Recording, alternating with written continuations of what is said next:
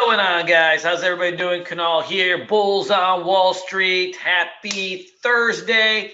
Happy earnings season. Happy almost end of the year. Man, so much stuff happening in the markets. Want to talk to you guys about something that is really important. I had one of my students, we ripped a trade in SDC yesterday, and a couple of my students had mentioned they couldn't get into the trade, right? They couldn't get into the trade at the exact spot that they wanted to get into it. As you guys know, right, I'm trading in my chat room live in front of everybody all day. I'm on screen share, and we're ripping and rolling and doing what we do. But an interesting thing that happens, like if you are on, I want to talk to you guys today about SSR, short sale restriction. So SSR, short sale restriction, means that you can't essentially short on the bid. So short sale, SSR triggers on any stock that opens down more than 10%. So if you have a negative 10% opening, the SSR will trigger, okay? So what does that mean in layman's terms? If you are going to try to market order a trade, so like for example, we took a trade in this SDC essentially for the $10 break. Now, if you want to short it at $10 and the SSR is on it, because that is the perfect breakdown spot, you can't, because the SSR is on. So you can't short it on the bid.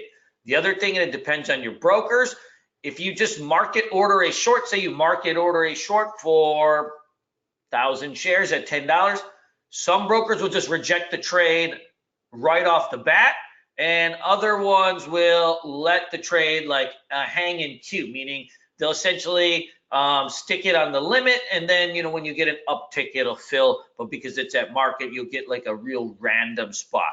So how do we handle SSR? Because it is mind-boggling.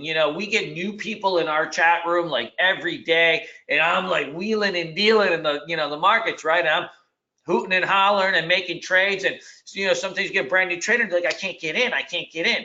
And oftentimes, like, your trade will get rejected. You may even think that you don't have the borrows on the stock, but it's usually just because it's a SSR. In earnings season, there's so many gapper plays, but what we're seeing in the last couple earnings seasons that wasn't really around as much 2 years ago, a lot of the hot trades, they're just getting pummeled even in the pre-market. So when the market actually opens, they're already opening down 10% or more, and like a lot of that meat is gone. So the SSR will be on them, and so you've got to handle it. So you can't short on the bid. Can't use market order, because if the stock is coming down, you're using market order. Market order essentially means, right, that you're going to take liquidity and you're going to short it on the bid. So how do you handle this? So this is what I do.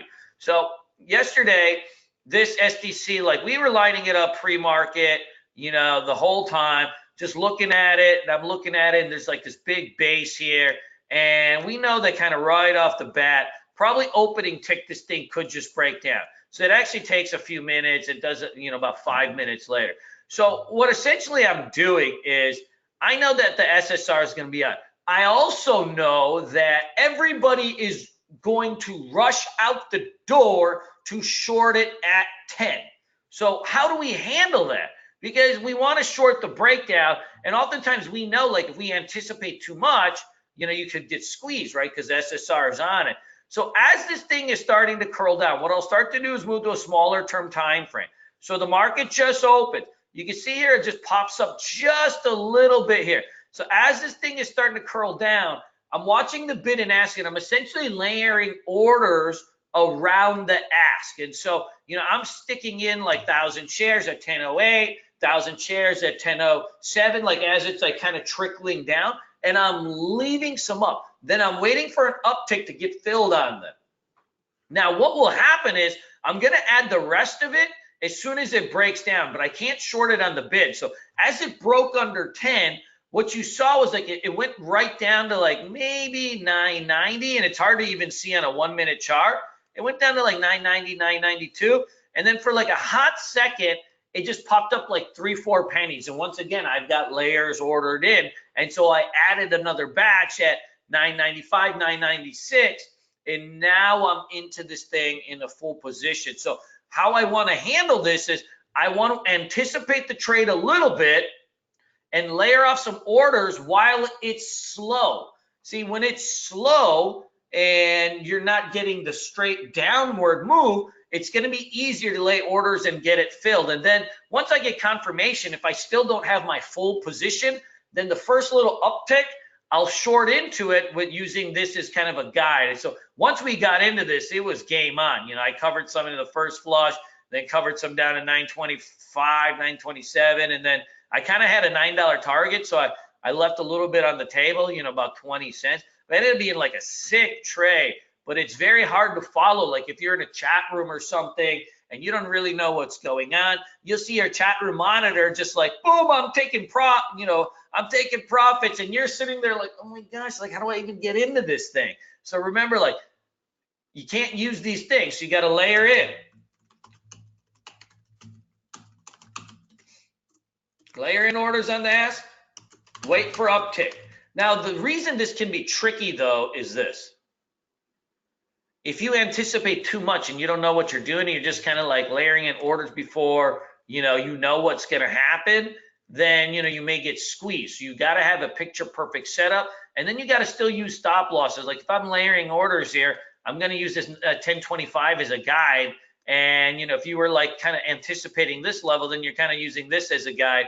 And so you still got to make sure you're managing your risk and doing all that. Man, what an earnings season, guys! You guys got to come in and hang out with us. We do free chat days all the time, and of course, free Monday webinars. Talk about like just the basics of trading and strategy. And so I look forward to seeing you guys in the next one.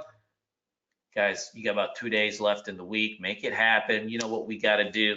Let's make it happen. As always, if you like the video, give me a thumbs up. And of course, I'll keep making these because I love doing them for you guys. Take care.